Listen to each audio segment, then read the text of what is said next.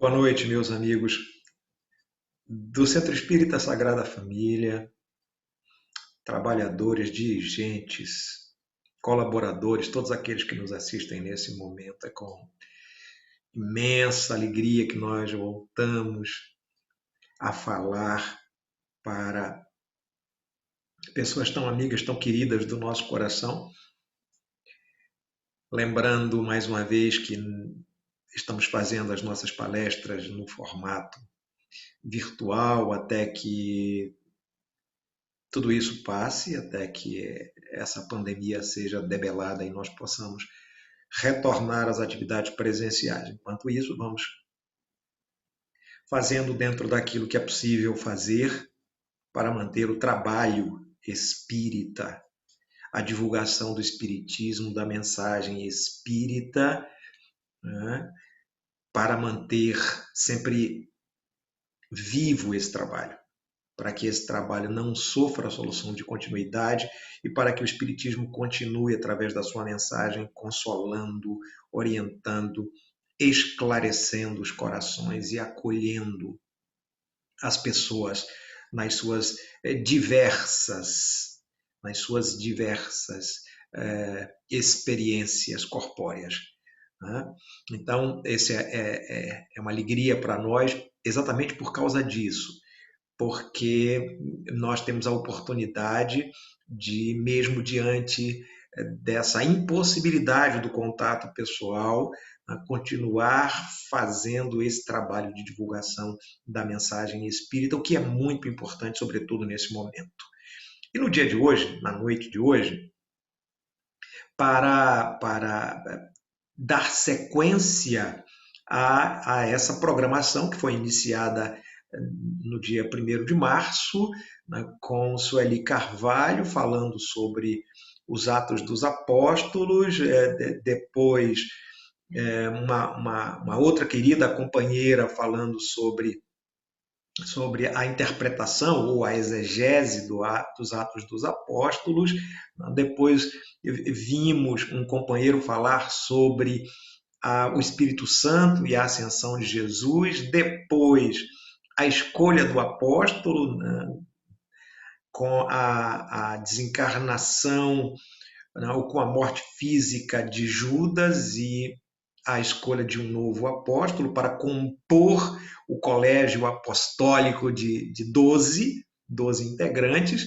E, finalmente, hoje, para falar sobre o dia de Pentecostes. É um dia especial para a comunidade cristã, é um dia especial muito comemorado pelas igrejas da cristandade, porque, segundo a interpretação desses teólogos, o dia de Pentecostes marca o dia da ascensão, do crescimento, né, da expansão da igreja.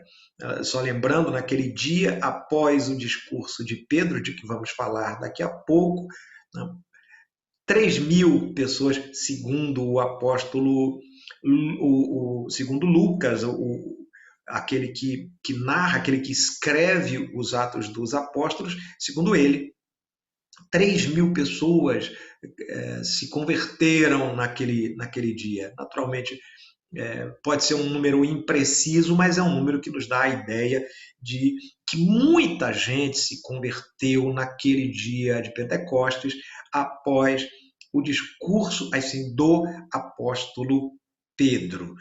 Então vamos falar um pouco sobre a importância de Pentecostes, não apenas para a religião judaica, para as religiões tradicionais cristãs, mas também para o espiritismo. Acho que esse é o nosso papel hoje aqui. Esse é o nosso papel, é de desenvolver esse raciocínio em torno de Pentecostes para mostrar a sua importância não apenas para a religião judaica, já que Pentecostes é uma festa tradicional judaica, que se tornou uma festa tradicional cristã, mas que pode ser perfeitamente interpretada, né, dentro de um contexto espírita como um acontecimento sumamente importante para à humanidade. Então vamos ver. Primeiro, vamos colocar Pentecostes dentro da cultura, da tradição judaica, para entender que Pentecostes, para os judeus, representa a festa da colheita, da boa safra, da prosperidade. Ela acontece 50 dias depois da festa da Páscoa, que simboliza a libertação do povo judeu do jugo egípcio. Exatamente quando os judeus deixam o cativeiro no Egito e rumam com a liderança de Moisés para a terra prometida na Palestina. E 50 dias depois, eles comemoram o Pentecoste como uma celebração à boa safra, à colheita, às primícias, a festa das primícias. É assim como está nas Escrituras. Então, tem uma importância para os judeus muito grande. E exatamente por isso, naquele dia de Pentecoste, em Jerusalém, se comemorava a festa da colheita 50 dias depois da Páscoa. Vamos lembrar, 50 dias depois da crucificação. A Páscoa, para os cristãos tradicionais, para as igrejas cristãs tradicionais, a Páscoa marca a crucificação e a ressurreição de Jesus. Isso para as igrejas. Para os judeus, é a festa da colheita, 50 dias depois da Páscoa. E como é uma festa muito tradicional, né, naqueles dias em Israel, em Jerusalém, ainda se reuniam muitas pessoas, né? As pessoas que foram para a festa da Páscoa, porque a festa da Páscoa é a mais tradicional, é o dia da libertação, é uma das mais importantes na tradição judaica. E havia muita gente de outras regiões, israelitas de outras regiões. Muitos voltaram depois da Páscoa para as suas cidades, muitos ficaram por lá e muitos residiam ali, né, em Jerusalém. Quando então acontece esse evento que vai marcar, né, o início do crescimento, da ascensão das igrejas cristãs, né, a partir de fatos mediúnicos que ocorrem, né, com a participação dos apóstolos. Vamos lembrar, os apóstolos estavam reunidos naquele dia de Pentecostes, eram os 12 apóstolos. Matias já havia sido escolhido no dia anterior e já se somava aos apóstolos, aos 11, formando o colégio de 12. E eles estão reunidos e com eles mais uma centena de pessoas que faziam parte naquele momento desse grupo ainda pequeno, ainda incipiente, de seguidores do Evangelho de Jesus. Quando, de repente, eles estão assentados em um determinado lugar e, de repente, esses apóstolos, eles começam na linguagem da igreja tradicional, eles começam a receber o Espírito Santo. O Espírito Santo desce sobre os apóstolos. E os apóstolos e mais algumas pessoas que estavam ali, eles passam a falar em línguas estrangeiras, em línguas estranhas, em línguas que eles não conheciam, que eles não falavam. Vamos lembrar que naquele momento ali havia pessoas de diversas regiões, diversas cidades próximas a Jerusalém, de diversas, digamos, nacionalidades, portanto, eram pessoas que não falavam, algumas não falavam o hebraico, algumas não falavam o aramaico, que é uma língua mais antiga, o grego, mas havia persas, havia pessoas de diversas nacionalidades. e reunidas ali.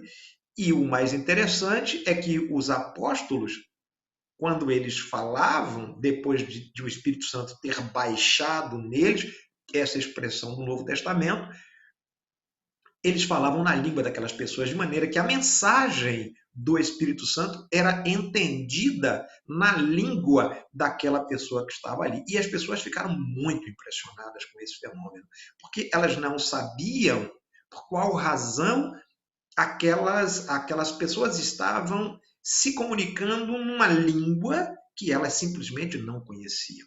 Elas não haviam, né, aprendido aquela língua. Portanto, aquele que se comunicava através daquela pessoa é que era o detentor do conhecimento da língua.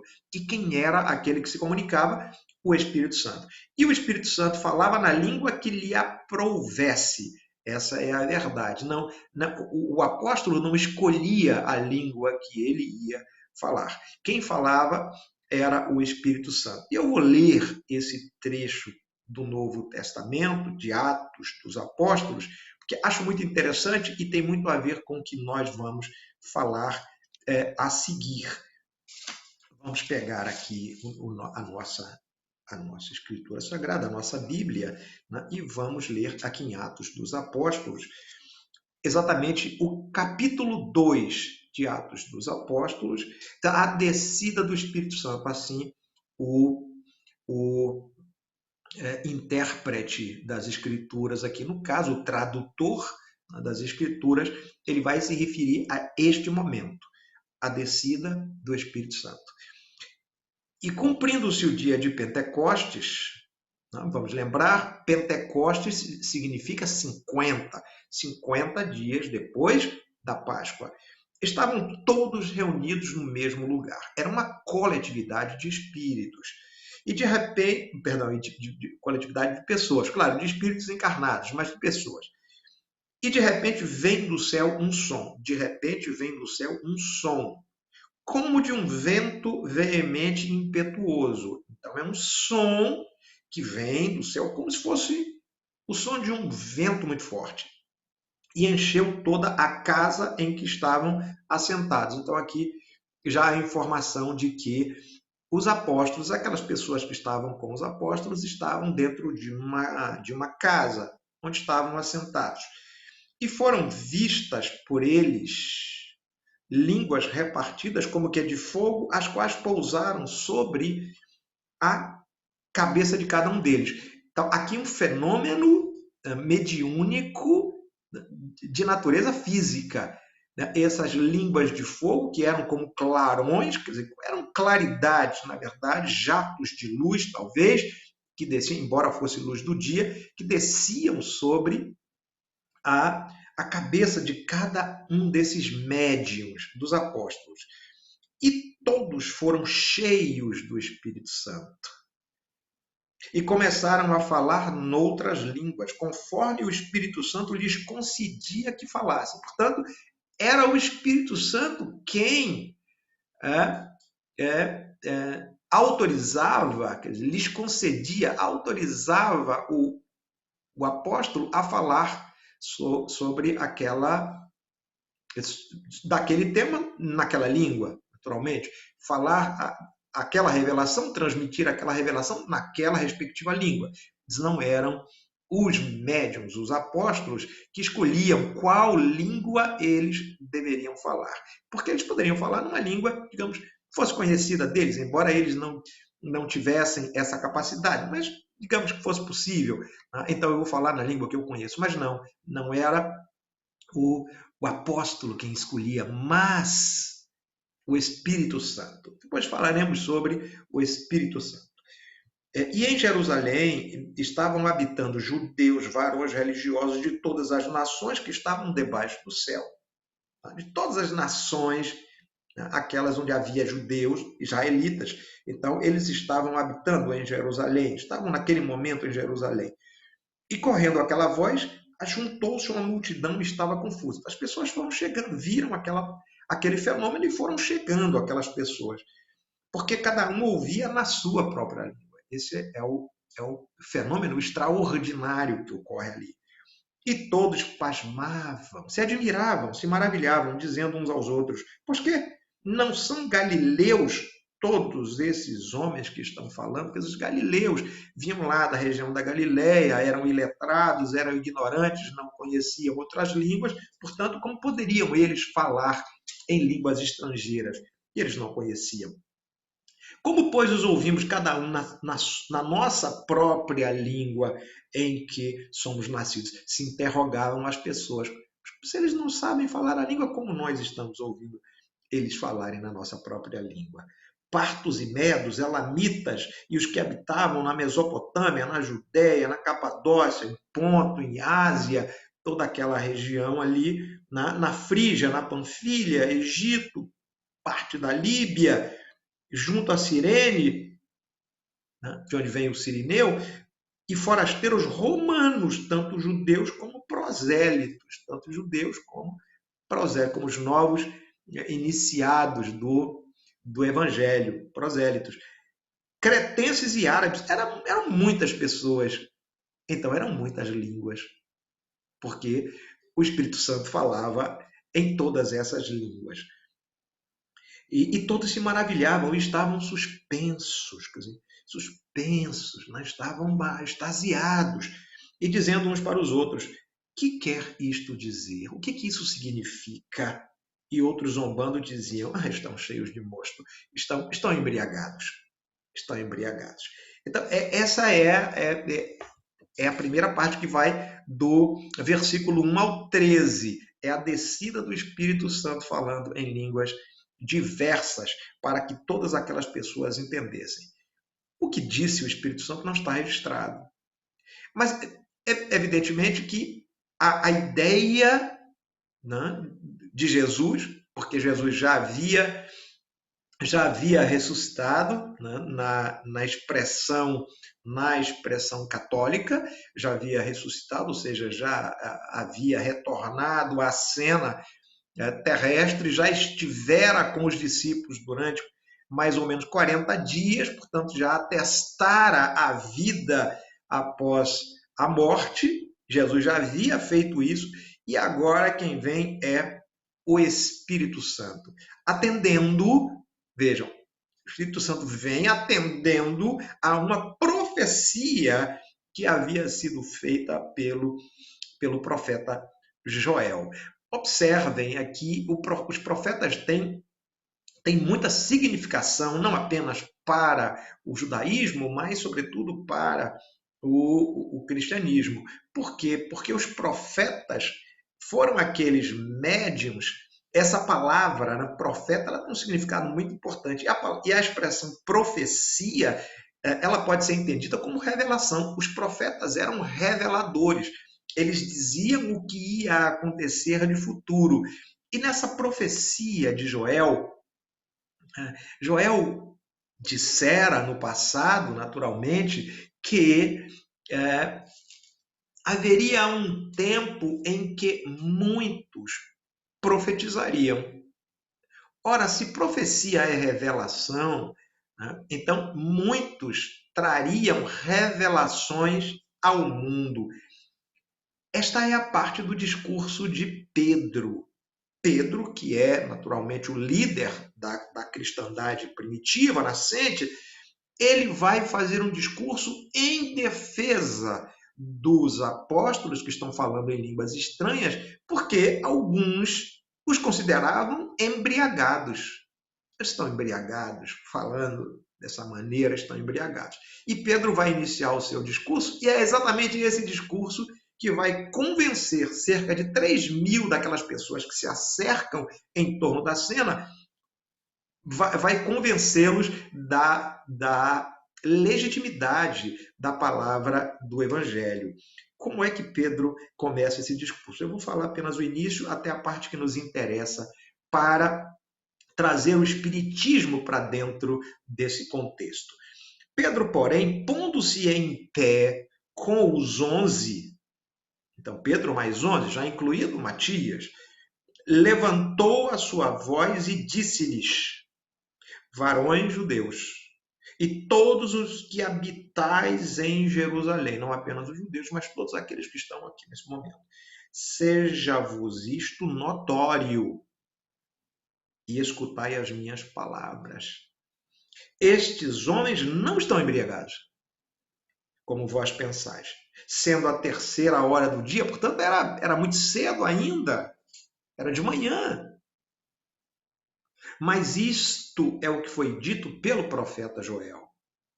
E nos últimos dias acontecerá, isso está na profecia, acontecerá, diz Deus, que do meu espírito derramarei sobre toda a carne, sobre toda a matéria, e os vossos filhos e as vossas filhas profetizarão. Os vossos mancebos terão visões, e os vossos velhos sonharão sonhos. Sonhos proféticos, né? Não são sonhos habituais, os nossos sonhos do dia a dia. Sonhos proféticos, sonhos reveladores. E também do meu espírito derramarei sobre os meus servos e minhas servas naqueles dias e profetizarão. Joel está falando aqui de um tempo em que todos seremos capazes, portanto, de falar a voz do Espírito Santo. Porque se todos profetizarão, todos seremos capazes, ou grande parte da população será capaz de profetizar. Né? Haverá um tempo, ele diz, nos últimos tempos. Ora, se aquele evento, Pentecostes, fosse o evento a que se refere o Espírito Joel, o profeta Joel, naturalmente que haveria ali, naquele momento, muitas revelações, muitas profecias, mas não é o que se vê nos Atos dos Apóstolos. Lucas não se refere a elas, não se refere a essas profecias. Ele se refere ao fenômeno de Pentecostes. Né? Línguas de fogo, quer dizer, clarões, claridades sobre a cabeça dos apóstolos e os apóstolos falando em línguas estranhas, aturdindo as pessoas ficam maravilhadas com aquilo e muitas se convertem, dando início à expansão da igreja. Isso é verdade, mas onde é que estão as revelações, as profecias? Não, então, aquilo que os apóstolos trouxeram, eles não trouxeram na forma de profecias, de revelações. Então, essas revelações ainda estavam por vir, porque a profecia diz nos últimos tempos. E os últimos tempos, se a gente faz uma conexão com o apóstolo, o evangelista João, lá no seu evangelho, e com a promessa do Consolador, a gente vai perceber uma ligação muito estreita entre o dia de Pentecostes e a promessa do Cristo com a vinda do Consolador, do outro Consolador. Por que razão? Porque o Cristo, ao se referir ao Consolador, ao outro Consolador que haveria de vir no futuro, porque ele próprio pediria ao Pai e o Pai enviaria a nós um outro Consolador, qual é a missão desse Consolador segundo Cristo? Revelar a verdade. Então, esse Consolador, ele sim tinha o caráter de revelador, de um revelador. Aquele que revelaria a verdade, aquele que dissiparia as trevas, aquele que confundiria os orgulhosos, né? Aquele que glorificaria os justos. Isto é o que está escrito lá em O Evangelho segundo o Espiritismo, como a missão do Consolador, dissipar as trevas, revelar a verdade, dizer ao mundo aquilo que o Cristo não pôde dizer naquele momento. Por isso, o Cristo vai se referir ao tempo futuro, nos últimos tempos. Mas os últimos tempos também tem uma outra significação, tem uma outra representação simbólica, que é a da transição, que é a da mudança de patamar, de estágio, de categoria do planeta Terra, que, como sabemos, né, passa agora por uma transformação no sentido coletivo, né, a partir das transformações individuais que os seus habitantes estão fazendo neste momento, a partir de uma emigração e imigração de espíritos. Emigração é partida de espíritos que deixam a Terra, e imigração é chegada de espíritos mais elevados moralmente que vêm à Terra para ajudar a Terra nesse processo de transformação moral coletiva, transformação social, do ponto de vista social. Então, nesse momento é que se concretiza aquela promessa do Cristo, a vinda do Consolador, não, para descerrar a verdade, para tirar o véu da alegoria, para mostrar a verdade como de fato ela tem que ser entendida, né? E, ao mesmo tempo, fazer com que a humanidade dê esse salto. Salto no sentido de mudança de categoria, deixando para trás essa era das expiações e das provas para entrar numa nova era, que é a era da regeneração. Muito bem. O que Pentecostes tem a ver com esse momento? Tem tudo a ver, porque quando o Cristo se refere ao outro Consolador e no dia de Pentecostes o Espírito Santo desce para falar em línguas estranhas, e Pedro revela a profecia de Joel, dizendo que noutros tempos, no final dos tempos, no início da era de regeneração, portanto, né, final de um tempo moral para iniciar uma outra era. E isso do ponto de vista moral. Quando o Cristo diz isso e quando Pedro refere-se a Joel, fazendo a conexão entre esses dois momentos, nós podemos interpretar que esses profetas anunciados por Joel e narrados naquele momento por Pedro, nada mais foram ou nada mais são do que os muitos médiuns da atualidade que falam, que revelam a verdade, falando a voz dos espíritos, trazendo ao mundo a voz dos espíritos mais elevados, dos espíritos superiores e mesmo daqueles espíritos não tão superiores assim, mas que trazem revelações importantes a respeito do seu estado no mundo espiritual. Então, este momento chegou com o advento do Espiritismo. Basta lembrar que se lá em Pentecostes houve fenômenos físicos, as línguas, o som, como um vento, e houve fenômenos intelectuais, línguas estranhas, né? Hoje sabemos, né? É um tipo de mediunidade chamada xenoglossia. Ora, se lá houve isso, agora inaugurando essa nova era, a era do espírito, a era da verdade, a era do espiritismo, o que vai acontecer? Batidas em Hydesville, mesas que giram, que rodopiam na Europa, na França e em outros países, mas sobretudo, batidas e mesas que falam,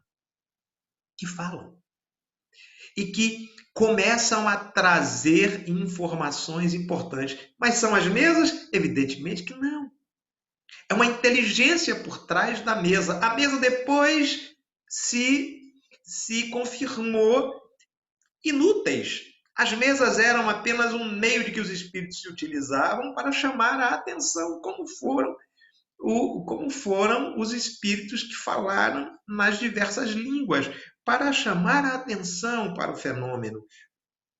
Mas depois percebe-se, porque esse fenômeno não vai se repetir, vamos considerar que esse fenômeno não vai se repetir, não está em Atos, nem nos outros livros, embora a mediunidade fosse uma coisa natural à época, muito comum, por sinal. Vamos encontrar diversos relatos no Antigo, no Novo Testamento, nas cartas de Paulo. Então, muitos relatos. O próprio Paulo, ao se deparar com a figura do Cristo diante dele, à entrada de Damasco, ele vai revelar-se um médium. Ora, então esses fenômenos eles não eram de maneira alguma incomuns naquela época, mas eram pouco compreendidos, é natural, pouco compreendidos. Eles eram tidos a conta de fenômenos sobrenaturais. Com o espiritismo, a mediunidade ganha, por assim dizer, né, áreas de cidadania, de legitimidade, mas muito mais do que isso. São fenômenos absolutamente normais, daí porque os espíritos dizerem, Allan Kardec registrar, né, que, de certa forma, todos somos médiuns. Quer dizer, todos podemos profetizar de alguma forma, todos podemos revelar alguma verdade, num certo sentido, mas existem aqueles que são muito mais dotados dessa faculdade mediúnica e que podem trazer, por intermédio de espíritos elevados, podem trazer ao mundo, ou o contrário, se quiserem, os espíritos elevados podem trazer ao mundo, por meio desses intérpretes mediúnicos, muitas revelações. E foi exatamente o que aconteceu com o espiritismo, marcando uma nova era para a humanidade. E aquilo que era profecia, nós podemos hoje classificar como a comunicação dos espíritos. E a comunicação dos espíritos não é nada sobrenatural, porque eles próprios revelaram que estão em permanente contato conosco, em permanente intercâmbio conosco, que influenciam a nossa vida o tempo inteiro, como nós influenciamos a vida do espírito. Porque às vezes a gente pensa na influência do espírito em relação a nós, mas nos esquecemos que nós vivemos o tempo todo influenciando os espíritos desencarnados. Essa revelação ela foi trazida por eles próprios é que vieram falar dessa permanente relação. Tanto que, ao conceituar, ao definir o Espiritismo, Allan Kardec o fará da seguinte forma: ciência que trata da natureza dos espíritos, da sua origem, do seu destino e das relações desses mesmos espíritos com o mundo corporal, com o mundo visível, com este mundo que nós habitamos no estado de consciência, no estado material, corpóreo. Então, tudo isso se revelou no devido tempo, nas devidas condições, como sendo aquela verdade que Jesus havia prometido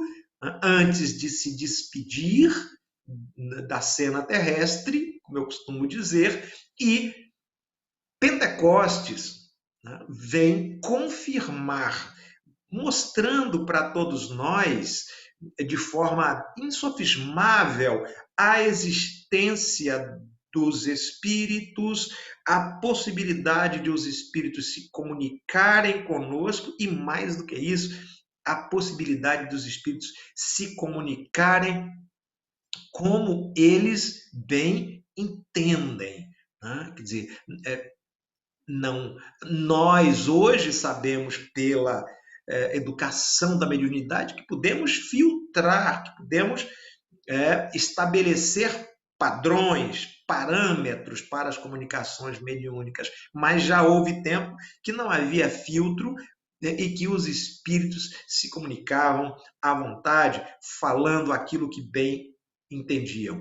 Em Pentecostes, vamos lembrar, né, era o Espírito Santo, mas aí se trata de um espírito elevado, era o Espírito Santo que determinava a língua em que os médiuns iriam se comunicar com aquelas pessoas que estavam ali assistindo aquele evento. Então, como tudo na história da humanidade, como tudo na história do Cristo como esse governador espiritual, como esse dirigente maior dos nossos destinos, como tudo, há um planejamento que se desenvolve.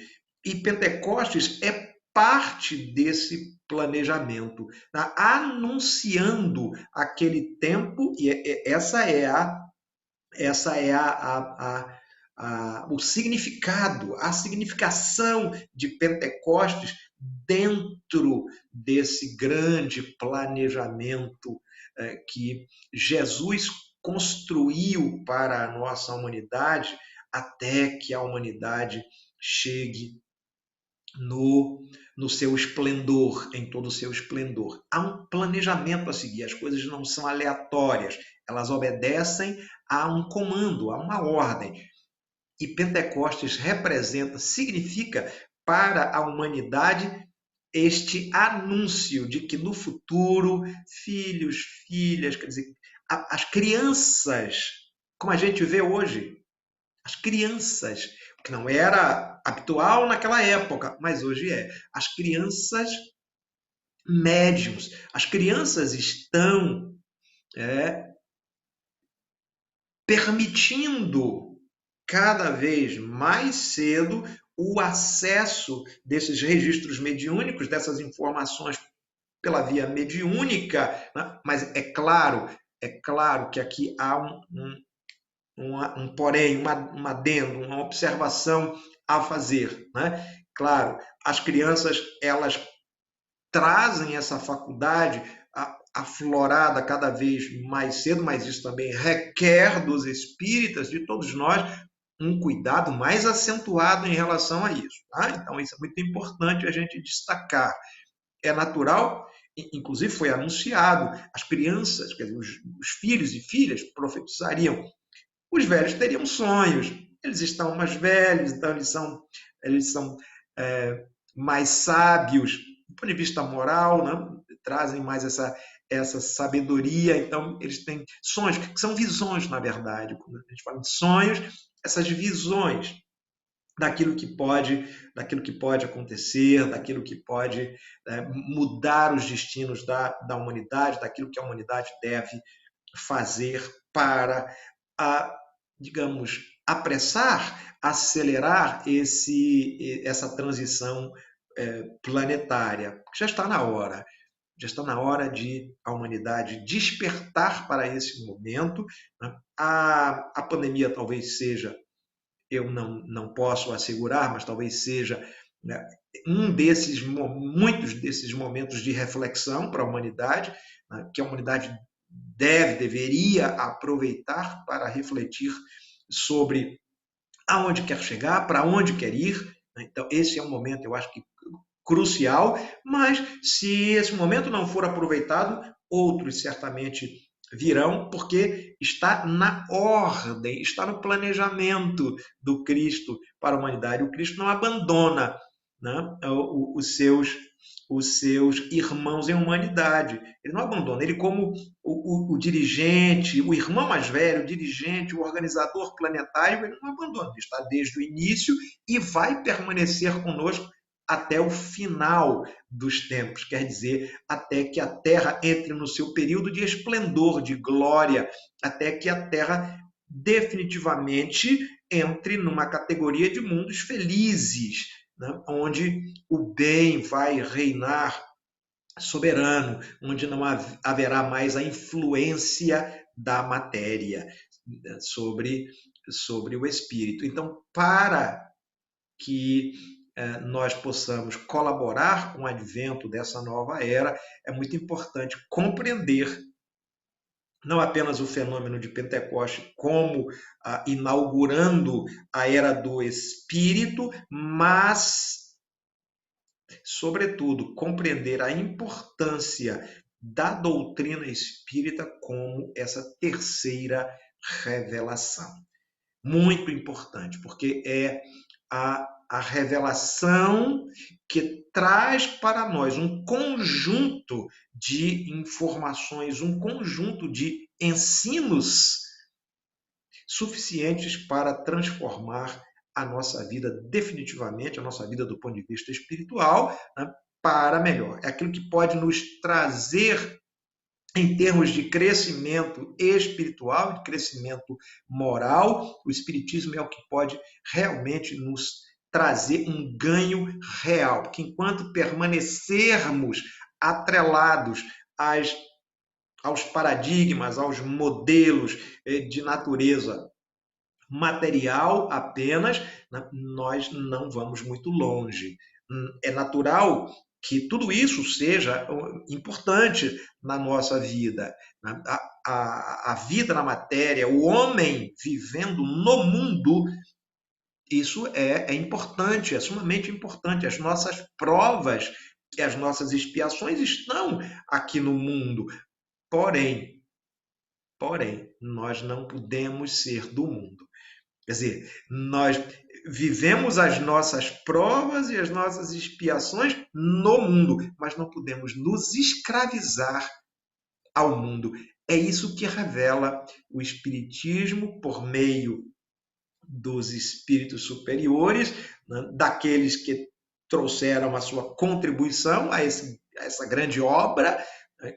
Tem em Allan Kardec o grande codificador, mas também é importante destacar que se, por um lado, o Espiritismo traz essas informações, por outro lado, o Evangelho do Cristo, que continua atual, que é perene, que não possui prazo de validade, né? O Evangelho continua aguardando a nossa decisão, né, de sair do plano teórico, do plano do conhecimento e passar definitivamente para o plano da vivência, da aplicação, que os Espíritos resumiram numa frase: fora da caridade não há salvação. Então, é, esse é o resumo, esse é o fechamento, né? A importância de Pentecoste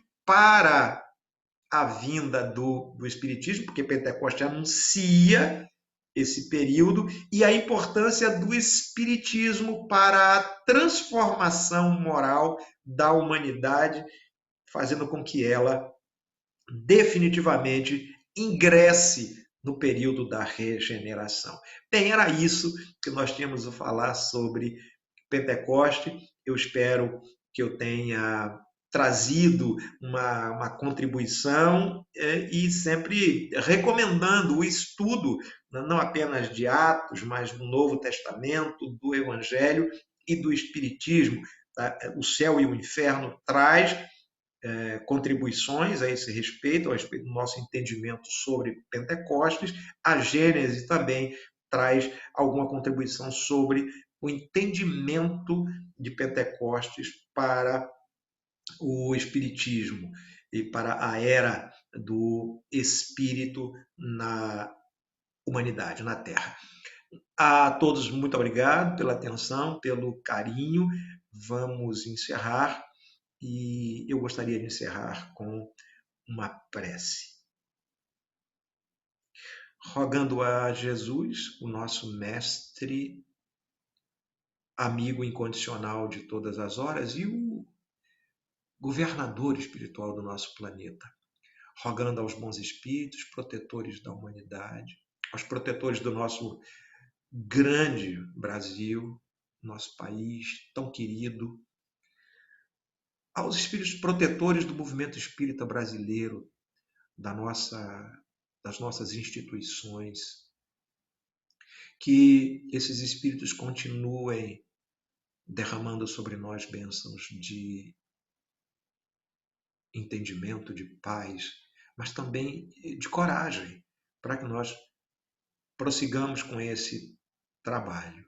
E do ponto de vista pessoal, Senhor, pedimos pelas famílias do mundo inteiro, não apenas pelas nossas, pelas famílias do mundo inteiro, por todos aqueles que sofrem e que padecem neste momento de alguma enfermidade qualquer que seja ela, não apenas as enfermidades do corpo, mas também as enfermidades da alma, que são muitas, que requerem um tratamento muito especial.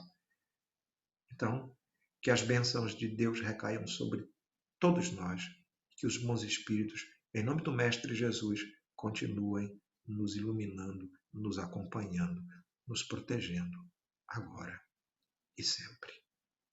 Que assim seja.